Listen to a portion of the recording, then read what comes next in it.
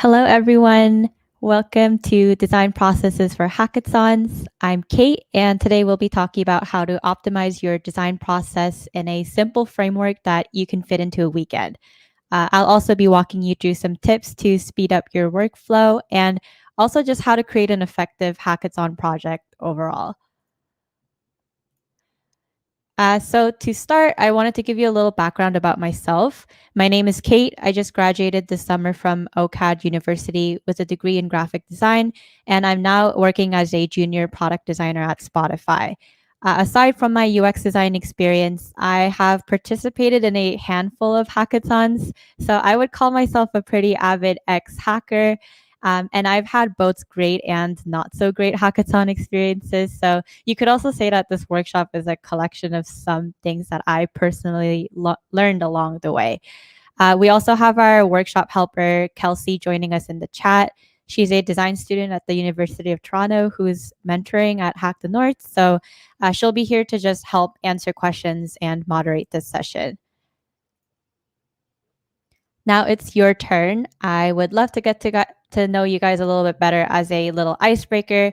So while I go over the agenda for this workshop, please tell me in the chat where you're from, what you're studying, or what your background is. Like I mentioned during our time together, we'll be discussing optimized design processes for hackathons. So as a disclaimer, this workshop will probably be more helpful for learning designers or hackathon beginners, but for more experienced designers, it could still be a really helpful refresher before you start your hackathon. So first, we'll go over why we're here, our purpose and role as designers in the hackathon team. Then we'll talk about what exactly we're designing within the constraints of a hackathon. And then we'll move on to how we should actually go about designing. And that includes a step-by-step design process framework and a hands-on exercise that we'll be doing together. And lastly, we will wrap up with some final goodies, tips, and a Q&A session. So overall, my goal is that after this workshop, you'll walk into the hackathon feeling a little bit more confident about your knowledge in design processes and also just have some new techniques in your pocket to design more efficiently. You might have been told before that the creative process should never be rushed.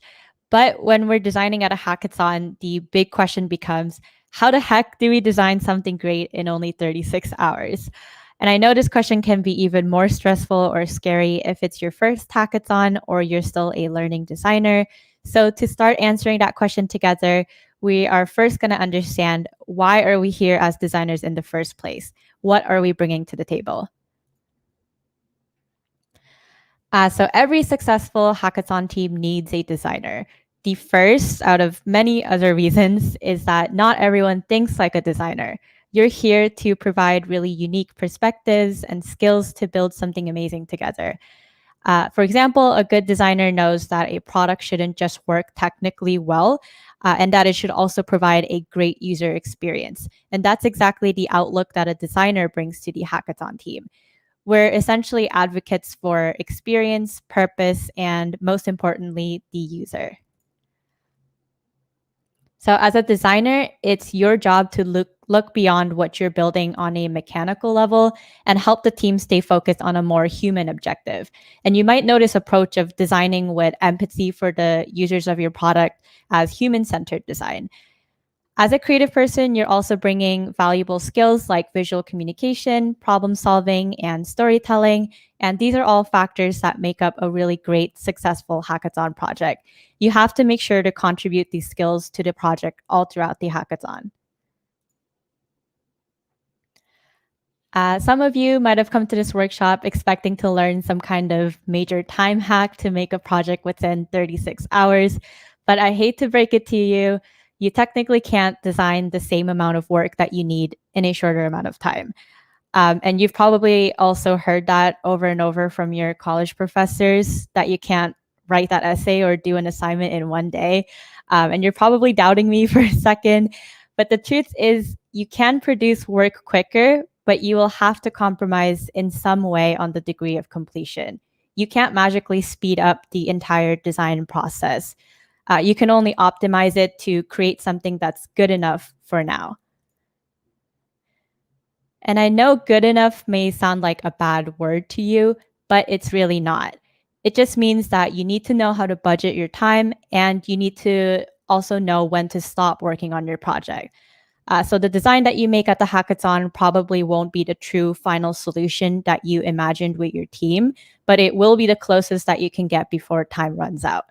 So rather than pressuring yourself to create the ideal finished product, you just have to design knowing that it's an iteration that only comes as close to the solution as time permits. And in short, here's a really great quote that I like by a designer named Nicholas Friebel. The design process never ends, you just run out of time. And here's an example of what I mean by a good enough iteration. You might have heard the term MVP before. If you haven't, an MVP means a minimum viable product. It's a stripped down version of a product that usually only has a few core features. And a lot of times, companies build an MVP to get something out into the world quickly, and then they gather new data from it before improving on it, iterating, and then launching a more final product. So when you're creating an MVP, you're prioritizing which parts of the product are most important to be included in that initial launch and what could be saved for later on. And now I want to introduce you to something that I like to call HVP, a hack viable product. This is a modified version of an MVP that we create at hackathons. And here is what an HVP is and isn't. An HVP is the happy paths. By this, I mean that you're only building one ideal experience. So assuming that your user would use your designs exactly how it's meant to. That doesn't really mean that it's easier to design. It just means that you're removing all the possible complexities for now when you're designing. Second, an HVP is focused on telling the most impactful, clear story with your design to present to the judges. And third, you only have time to focus on a few most important features. On the other hand, an HVP is not informed by lots of testing and data. There usually isn't enough time at weekend hackathons to design something and then test it with users. And for those of you who are unfamiliar with what testing is, it's a way to find out whether your design is successful by putting it in front of real users. And in summary, an MVP is something that's expected to continue iterating after it's finished, but HVPs are mostly concept-focused iterations that are contained within the 36 hours in our case. It's not launched into the real world, and there isn't really a chance to reanalyze the product unless you revisit it after the hackathon. Okay, so before we get into how exactly we create an HVP, I want to take a quick breather here and let you know that you can send any questions through Slido during the workshop. Please send your questions there. I will be checking that at the end of the workshop, and I'll just try my best to answer most of them in our Q&A session at the end. Okay, we are moving on to the exciting part. How do we design an HVP? If we can't literally design faster, then what can we do to make our design process and workflow more efficient? What you can do to speed up your workflow is to either remove or optimize certain steps in the design process. But what you can't do is lose the focus on one, who you're designing for, two, what the problem you're solving is, and three, why you are trying to solve that problem. And now let's walk through a design process that helps you do exactly that. So my method of looking at the hackathon timeline is to think about it as pre-hack, in-hack, and post-hack. So you'll hear me referring to the timeline with these three terms. Let's dive into the first part, pre-hack. And I want to clarify that when I say pre-hack, I'm not suggesting that you start hacking before the actual hacking weekend, which is against the rules. But in the days leading up to the hackathon, I would absolutely suggest aligning with your team ahead of time. That will save you so much time that you could spend hacking instead during the weekend. So all you have to do is set up a team kickoff meeting with your teammates over Zoom, Google Meets, wherever. And in your meeting, you're establishing two things. Number one is goal setting. Introduce yourselves, your background, experience, and skills, and just figure out what each of you can do to help one another. And that will help you adjust your own design process to match your teammates and just make sure that overall you're all aligned on the same goals. Next, topic selection. Usually hackathons will give you a list of challenge prompts or topics. So as a team, if you can, vote on your favorite topic during this meeting. So make a final decision on your idea based on things like required knowledge, skill set, resources, and impact of the challenge.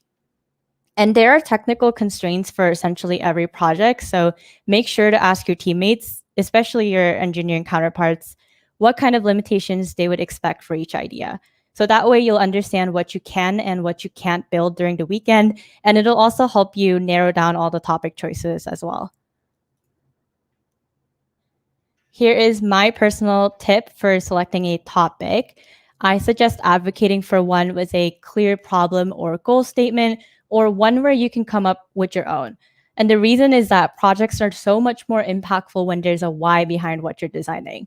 So of course, I'm not telling you to stay away from choosing topics just for fun, but in my own experience, that kind of project is always a little bit harder to fit into as a hackathon designer.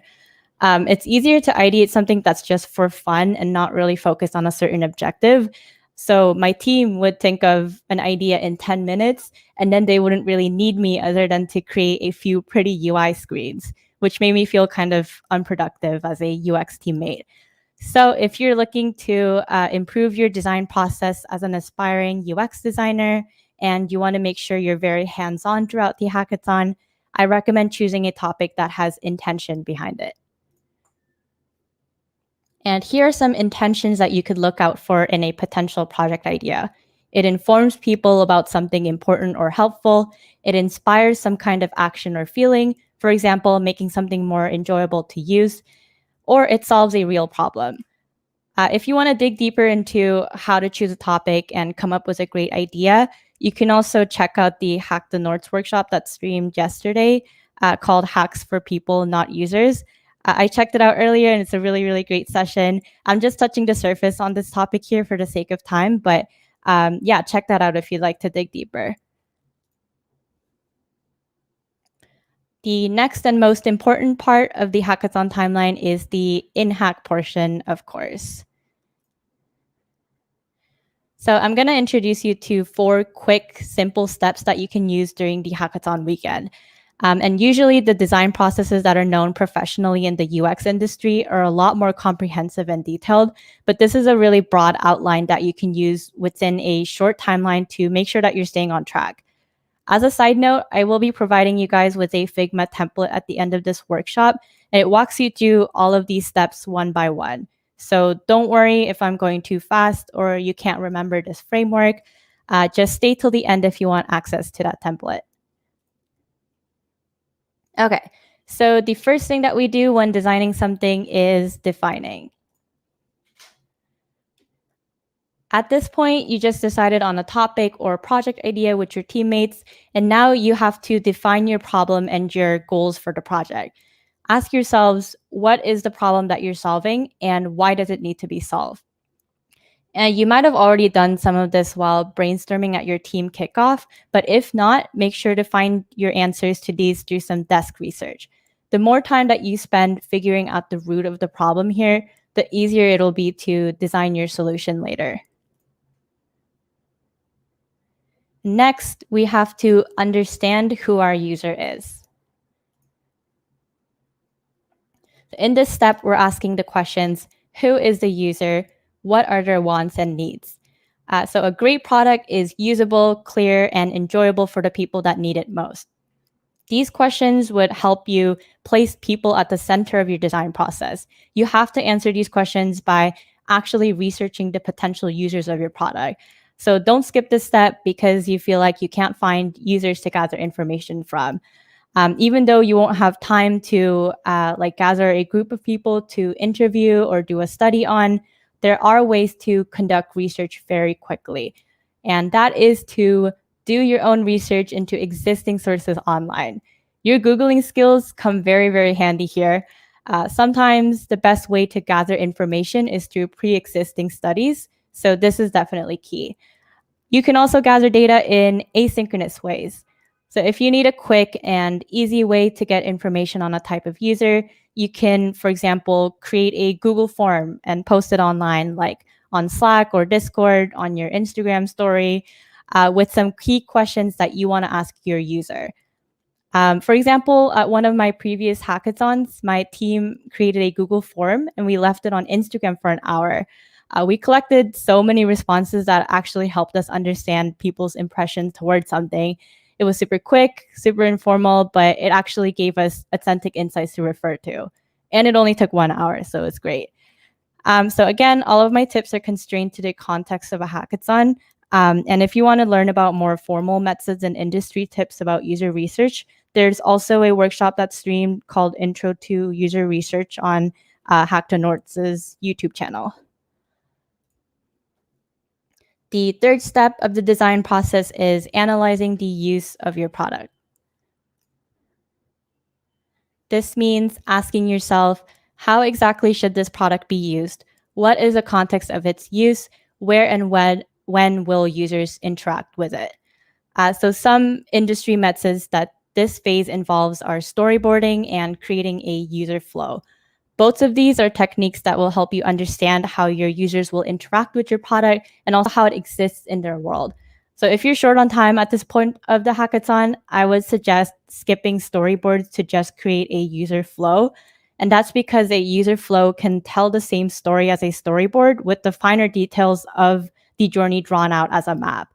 So I personally have skipped storyboarding at hackathons for the sake of time and just prioritized creating a map to communicate what I'm thinking to my teammates. But this is also up to your preference. I'm not going to go too deep into how to create these in this workshop, but I did link a resource, a tutorial that you can use to create a user flow in my Figma template. And if you have more questions about this, just feel free to ask me for help. And the important thing that I want you to remember here is that at hackathons, we are only thinking about one core experience. So don't spend all your time thinking about all the alternate ways that a user can go about using your product. Just think about one main happy path, the paths of least resistance that your user would take when they're interacting with your product. So that would be the ideal experience, as I mentioned before. Now, the last phase of this process is building the solution.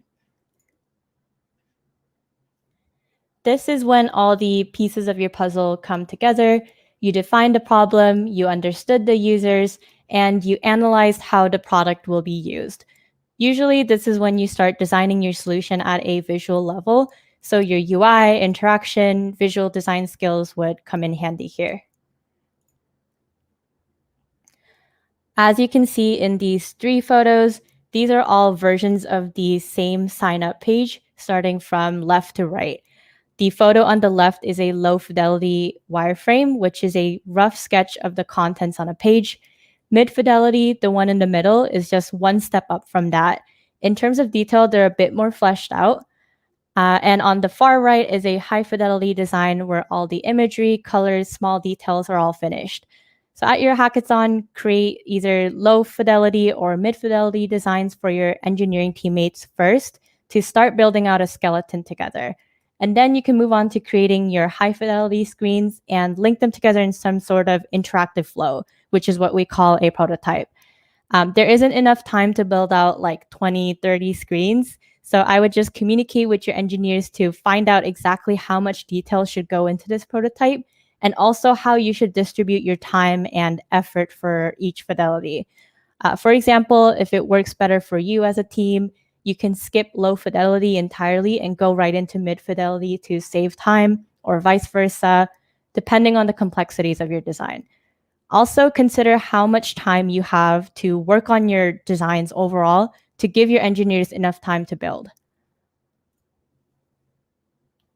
And an important tip that I have for you in this step is to focus on purpose over visual details. A common pitfall is if you spend too much time on the little UI details and then you don't have time to hand it off to your engineers or even give them enough time to implement that into code. And then there's the fact that you still have to prepare your project in the form of a presentation as well. So the designing is definitely not the last part of the hackathon submission. So unless the little UI details are a really crucial part of your concept, don't focus too much on making everything look visually perfect. It's also really easy to become so focused on your own designs that you start working in tunnel vision and forget about everything and everyone around you. But you have to be constantly communicating with your teammates because hackathons move fast and there's usually a lot of unexpected obstacles. So make sure your teammates have a link to your designs so that they can stay on track, and also just keep communicating with them throughout the hackathon. Okay, so you have just listened to me talk for a while. You might be feeling a little bit antsy. This all sounds like a lot of work, but in reality, you can knock out a big chunk of some of the things that I talked about in only 20 minutes. And to show you just how quickly you can do this, we're going to do a brainstorming activity together. This is something that you can do at the hackathon once you have a solid idea of the problem that you're designing for and an understanding of your users. So really, it's most effective if you do this exercise after phase 1 and 2 that I just showed you. It'll help you speed up your brainstorming phase. Also, this exercise is meant to be done with your teammates, but for now, you'll do it individually to get a sense of what it's like. You should have already made a copy of the brainstorming exercise that I linked in the hack pack, but if you haven't, here is the link. Please duplicate this file to your Figma drafts quickly. And for everyone else who is ready, grab 2 pieces of paper and a pencil while I talk about what's in the exercise. We have 4 steps to this exercise, and they all add up to less than 20 minutes total. And the challenge that I have here for you is to create a tool that will address a specific or multiple mental health issues in your community. The only constraint that I set for you for this exercise is that the tool must be a mobile app. And this is an actual challenge that I copied from a previous hackathon on DevPost, which you would obviously replace with your topic and your project's constraints if you decide to use this exercise at any point during your hackathon. So if you're ready, please go to part 1 of the exercise, and this is what that artboard should look like. If you're ready to start, please give me a thumbs up in the chat if you can. And so the first thing that we're going to do is a how might we generation. How might we's are a way to frame design challenges in the form of a question. And I added an example here. If our challenge is to create a tool that will address a specific or multiple mental health issues in your community, a how might we statement that I could come up with, for example, is how might we reduce loneliness among retirement home residents during the pandemic? Okay, I'm going to set a timer now for 4 minutes. And during the 4 minutes, you're going to come up with as many how might we's as you can think of for this topic. Just duplicate the example sticky that I added in the file. And if you need instructions on how to do that, it's in the description on the left. I'm also going to play some music while you work, so we're not sitting here in silence. So, awesome. Your 4-minute timer is starting in 3, 2, 1, and go. Start creating your how might we statements. If you guys run into any problems, let me know. I'm not going to talk during this period so you can focus, but I will give you some time warnings so that you don't have to look at the timer on the screen the whole time.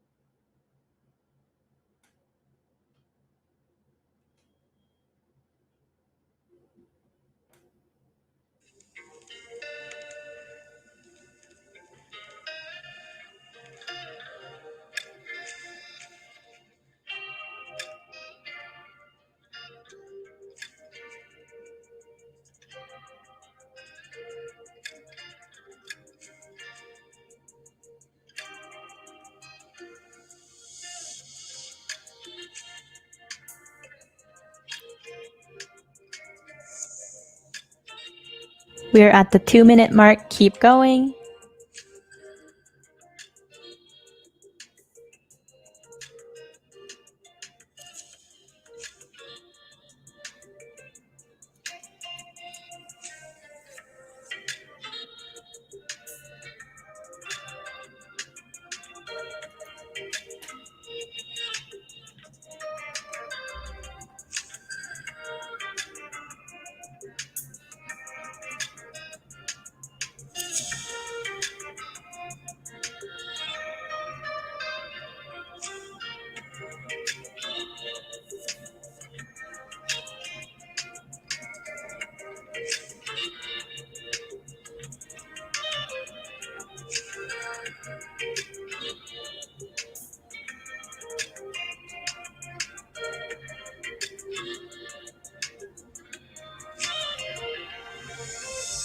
You have 1 minute left.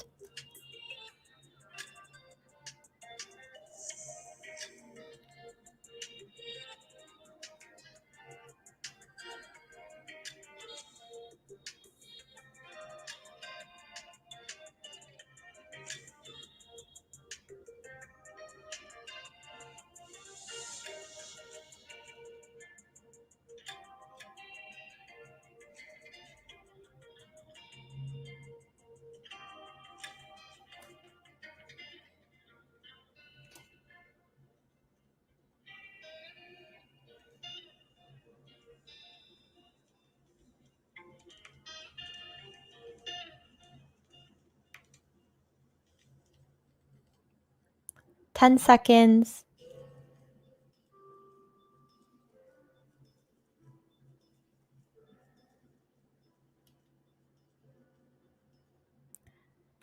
And that's it. Great job, everyone. 4 minutes is over, so please stop writing. We're going to move on to the next part of the exercise, which is the how might we selection. So head on over to step 2 in your file. The artboard should look like this. So now normally if you're doing this with a team, you would all vote together. But since you're just one person, I want you to choose whichever how might we statement you think best addresses the problem or is most interesting to you. I'm going to give you 1 minute to review your stickies, pick one, and then copy it over into this artboard, into this gray area here. Okay, I'm going to start the timer for 1 minute, starting in 3, 2, 1, and go.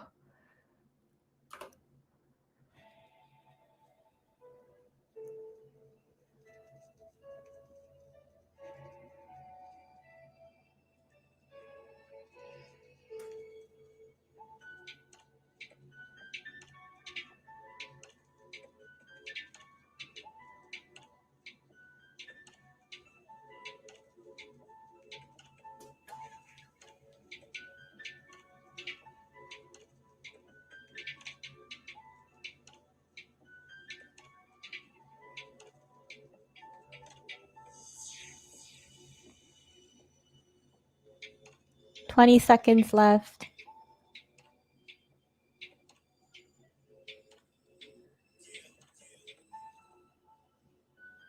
And 10 seconds.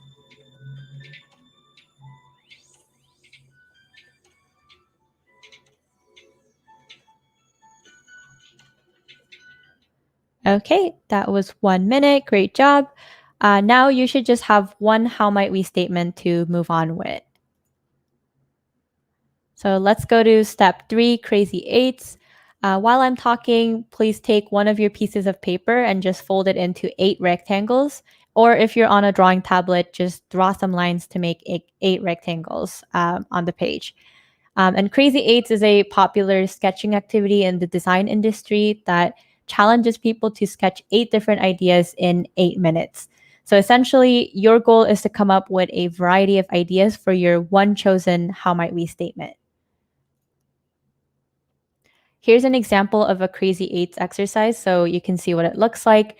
You can either choose to sketch or write your ideas, whichever is most comfortable for you. Each idea should be in its own rectangle, and you only have a short amount of time to make each one. So please don't get caught up in the details. And if you're ready, I'm going to start the 8-minute timer now. All right. 8-minute timer is starting in 3, 2, 1, and go.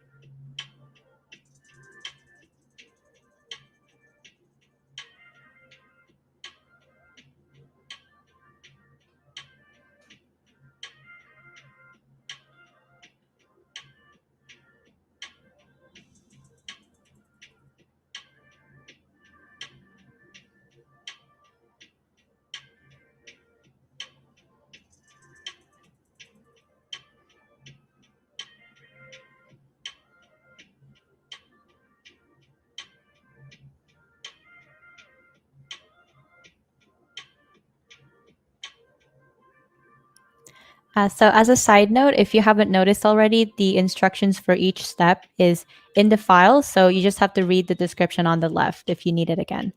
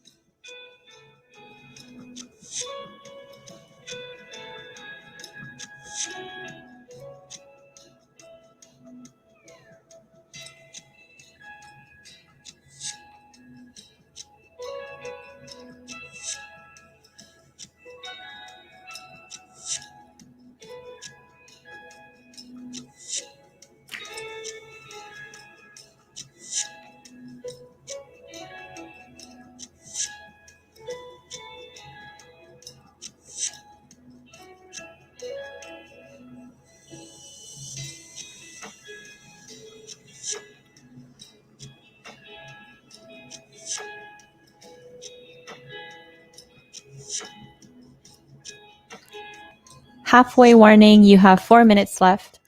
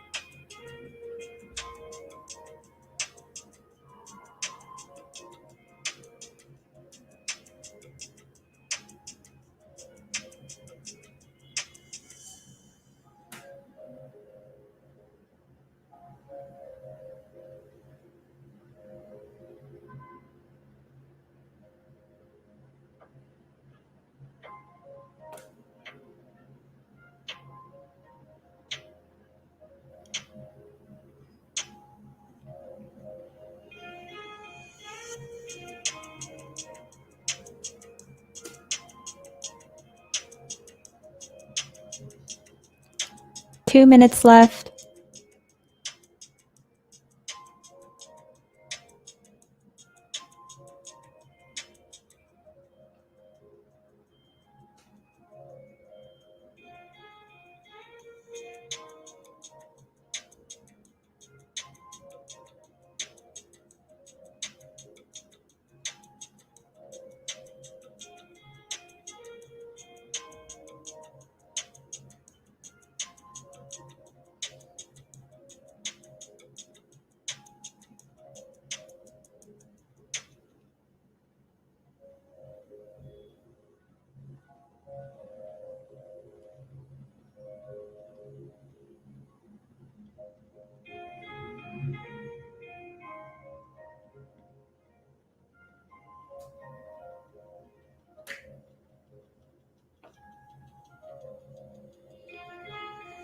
We're at 1 minute, so you should be on your last sketch.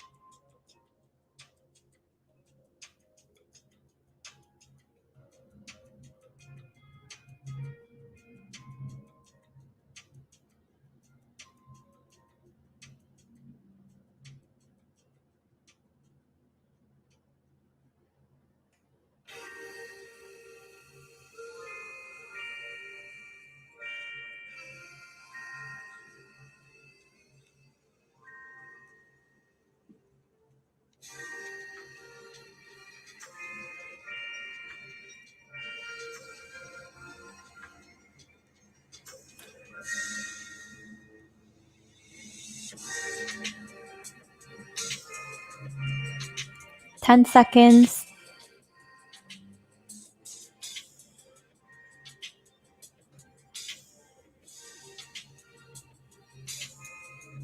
And that's it for step 3. Please stop sketching. I'm going to give you a quick minute right now to take a picture of what you have on your piece of paper and then paste it into the Figma Artboard. So if you don't know how to do that, just watch this video that I'm playing right here. You just have to click on the Figma icon on the top left corner, the file dropdown, and then press on place image. And then you just select your image and click with your cursor where you want to drop it in. All right. The last step of the exercise is sketching, except we're just doing that in more detail this time. And if you haven't uploaded your photo yet, just no worries, do that while I'm talking. And you can also do it at the end of the exercise as well.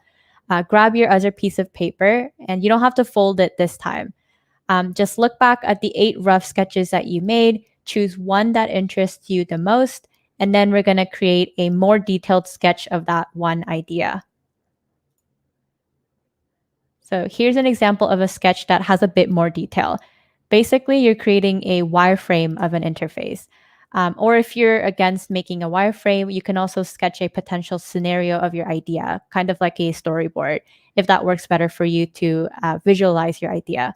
And I'm going to give you all 4 minutes to do this. Our 4-minute timer is starting in 3, 2, 1, and go.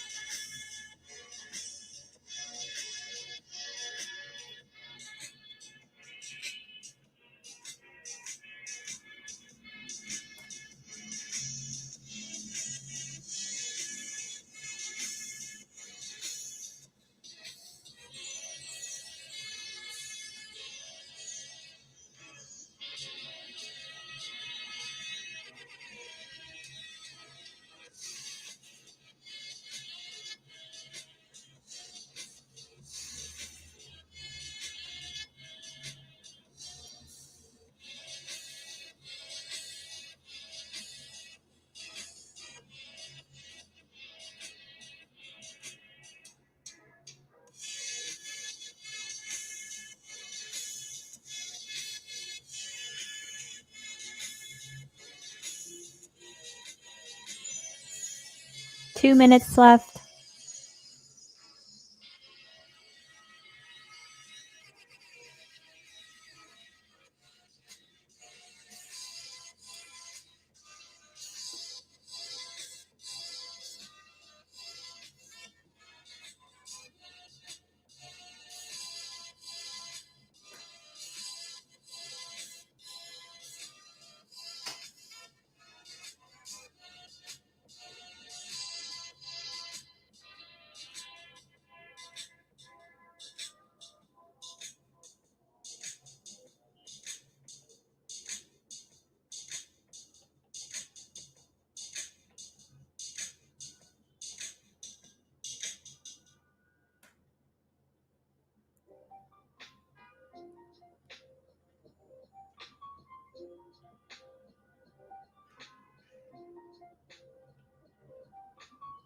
One minute.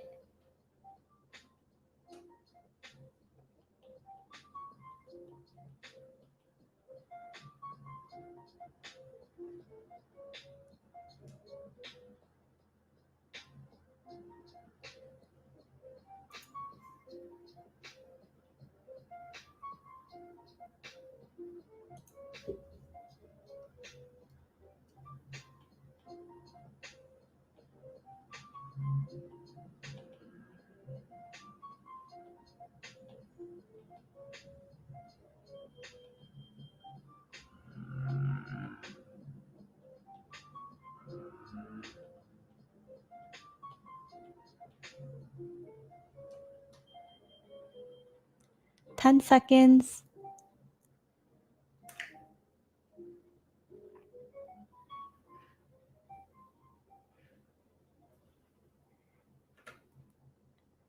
Okay, and that's it. Please take some time now to paste a picture of this sketch into the artboard as well. And that is the end of the exercise. Great job. Here's some confetti for you. I hope that was fun and that you were able to come up with something interesting. In just 20 minutes, you basically brainstormed a potential solution for a problem all the way from scratch, which is amazing. And a lot of times at hackathons, I think there's a lot of ideas floating around in your head, which can get really overwhelming. And one of the things that takes up the most time is idea or decision paralysis, which is when you have so many thoughts and so many options that you don't know what to do with it. So that's why time boxing your brainstorming into a 20-minute exercise like this is so, so helpful. Make sure you try this exercise with your teammates if you just want a fun way to speed up the brainstorming process. All right, back to our regularly scheduled content. We talked about pre-hack and in-hack. So what happens post-hack? You might be wondering what there even is to do after you complete your project and then send it in by the deadline. And I know how it feels when the hackathon is over. You're so exhausted. You probably didn't sleep that much, and you feel like you never want to look at that project ever again. But after you get some sleep and rest, I suggest taking some time to reflect on your experience to see if you ever want to expand on that project in the future. And even if you don't want to see that project ever again, reflection is still just as important. You'll already be doing some of this in the dev post submission that you'll be writing, so it won't be too hard to do. And this is what I would include in that reflection period. So first, we know that building a project from scratch in a short amount of time gets messy, and not everything that you wanted to build at the beginning might have worked out. But that's okay. In your reflection, just write down what trade-offs you made, what other ideas you had that you wanted to explore but didn't get the chance to, or things that you felt could have been improved overall. And then second, designing a happy path product means you'll have made a lot of decisions based on personal judgment. That means you would have been influenced by your own personal assumptions and biases on what you think is a great experience, which is what we try to avoid in design. And there would have been a lack of depth in your research to validate your solution. So make sure you document all of these holes in your reflection so that if you decide to continue the project, you get a sense of where to pick it back up. And I have been guilty of not reflecting after hackathons and learned the hard way that not writing things down immediately makes it so hard to remember things. I think especially when I'm trying to put that project in my portfolio later, it's so hard to remember what I did in a 36-hour sprint running on barely any sleep. So if you can, take some time right after the hackathon for this reflection and don't let too much time go by. And lastly, even if you don't have plans to improve or expand on your hackathon project, make sure to validate your designs. You won't know whether your idea is successful as a product unless you actually test it. So go back to the objectives that you set out at the beginning of the project and then put your designs in front of real users and see if those objectives are being met. So if the users use it like it's intended or they struggle at all with the product, if it gives you the data that you were looking for, and if they enjoy the overall experience of your product. If you're not able to find a group of users to test your product, you can also look up competitors and measure how their product is performing to get an idea of how yours might compare. Or you can have people walk through your prototype to see if there are any surface level usability issues. There's a ton of ways to do this. And to sum everything up for you, I made you this complete timeline of the hackathon experience. As a disclaimer, this structure is a way for me to help you understand what you can include in your design process, and it's not a methodology to follow 100%. I'm just giving it to you to use as a guideline, which you can copy exactly, or if you feel like there's a better way to streamline it, just use one of the two methods that I mentioned, optimize or remove certain steps. Also, projects usually don't go as planned at hackathons, so you're probably not going to follow a perfect agenda anyway. But I hope this helps you understand what an optimized design process can look like at a hackathon. Like I said before, don't worry about remembering these steps. If you want it, you can use the editable template that I'll show you in a few minutes. We're now close to the end of the workshop. So before you go, I'm going to give you some quick time-saving hacks to keep handy when you're designing. These are some methods that I personally use to speed up my design process. So they will hopefully work well for you too. The first tip is to create the logo with an online tool. This isn't a logo design contest. So when you have a huge time constraint, it's just best to create something simple. So for example, create a quick icon or a combination of an icon and type. You don't need to get into the nitty-gritty details, get out Illustrator and start creating vector artwork. So you can make a quick logo on Canva or Squarespace logo. There's even automatic logo generators where you can type in a name and it'll use AI to design a logo for you. Two of those companies that I know of are called Luca and Taylor Brands, but I'm sure there's tons more, so you can check that out after this workshop. Second, use pre-made slide decks. At the end of your project, you have to create a presentation that visually explains your idea. It's not about creating the best looking presentation. The most important thing is that it's clear and it explains your idea in a convincing and compelling way. So if you decide to add in some slide designs, Canva has tons of design templates for presentations, one of which I'm actually using for this presentation. Or you could use Google Slides, whatever works. Just add in all of your content in a pre-made template and just call it a day. Third, Figma Resources. Figma is amazing because it has so many additional resources. For example, if you can't create UI designs quickly from scratch, you can use existing components to build it out, and Figma Community is great for that. It's a gallery of published Figma files made by different creators that you can duplicate and use depending on their copyright preferences, kind of like how you duplicated my brainstorming exercise and you used it. So if you need icons, illustrations, design systems, they're all there. You just have to search for them and you'll find a ton of results. There's also something called Figma plugins, which are things that can help speed up a task for you while you're designing in Figma. I have a plugin for icons called Iconify. That's great. If I need to put an icon in my designs, I just type in the name of what I'm looking for, and I'll get all of these icon options to directly drop into my file. So I don't have to make any icons myself. I would strongly recommend checking out both Figma Community and Figma plugins to help speed things up. Next, use stock image galleries. This might be an obvious trick for you guys, but before I knew about these kinds of websites, I used to Google keywords for the images that I needed for my designs, and it was obviously super tedious and took forever to find a high quality photo. But these three websites have really, really nice free photos that you can browse quickly. They're called Unsplash, Pexels, and Pixabay. All right, this was a long workshop. So if you take anything away from this experience, I wanted to emphasize these summary points. 1, every team needs a designer. Remember, your role as a designer is extremely valuable. You're an advocate for experience, purpose, and most importantly, the user. And design with purpose. You can optimize and remove parts of your design process, but you can't compromise the focus on who you're building for, what the problem is, and why you're trying to solve that problem. So at any point when you're designing, prioritize purpose over trying to perfect all the visuals.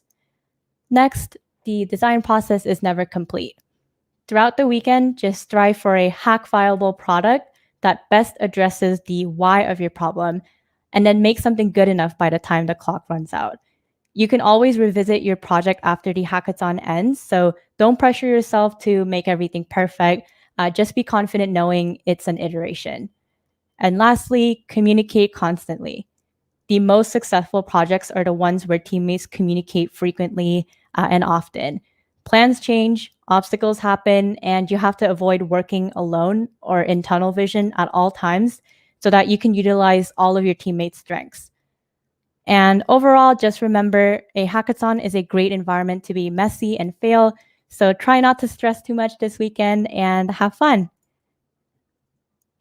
Here is the link to the ultimate hackathon design process template that contains everything that I just explained to you.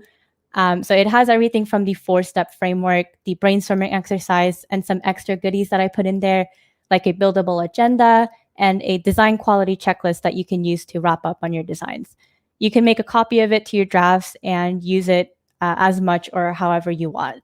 So here's the link if you want to take a picture or write it down. I'll just leave it up for a sec.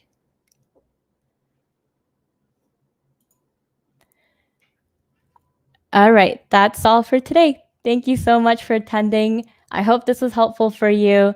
And if you're struggling with any of this content or you have additional questions, please follow up with me on Discord. Or if you just want to chat more, connect with me on LinkedIn. Just send me a note saying that you're from Hack the Nords, and I'll add you back. You can find my Discord handle and LinkedIn URL at the bottom here. And we have a couple minutes left together for Q&A. This is essentially an open floor for questions, thoughts about anything. So if you have any, please send them in Slido. Best of luck in the hackathon, and I hope you all have fun working on your project. Happy hacking! Okay, let's see the questions. So the first question is, what tool should you use to build prototypes for hackathons? I see most people use Figma, but it's so time consuming. I definitely feel you on the time consuming part. Something that I do during hackathons especially is when I'm prototyping, I don't use the additional like transition options in Figma. So there's a way to just link all of your screens together so that functionally it works well and it moves from one screen to the other, but just don't focus on any of the transition options like the speed, like the different overlays. So that's one technique that you could use to just speed up the process overall. And otherwise, I have used some different prototyping tools before. 2 of them that I used was Marvel and Envision. You could check those out. They're a lot more simplified than the Figma prototyping tools, so that might also make it faster for you as well. So I'd recommend Marvel and Envision. The next question, is it important to select a target audience when selecting a problem to solve? That's a good question. I would say that it's important, but it's not absolutely crucial. So for example, if you are selecting a problem or a topic idea, and you already know what kind of target audience it's addressing, and you know that you can't like research that target audience. Like if it's super, super niche and you can't do it during that hackathon period, I would say to try and avoid that. But if you don't know the target audience beforehand, I would just say focus on the problem first, and you can find out more about the target audience after that. Because sometimes figuring out the audience is actually part of the actual problem, and it takes some time. So overall, it's important, but it's not absolutely crucial to select the target audience at the same time. And lastly, do you have a favorite UI kit? Ooh, I don't actually. I don't have a favorite UI kit, but when I'm doing side projects or I'm just browsing different UI inspiration, I like to use Figma Community. So I have a bunch of files saved by some designers that I like. I don't just have one favorite UI kit. Yeah, I think you could find a lot of inspiration in different UI kits online. So you could check that out for yourself as well. Okay. So if you guys have more questions, feel free to reach out to me on Discord. Thank you everyone for coming. And before you head out, please make sure to fill out our survey poll on Slido. Thank you for tuning in.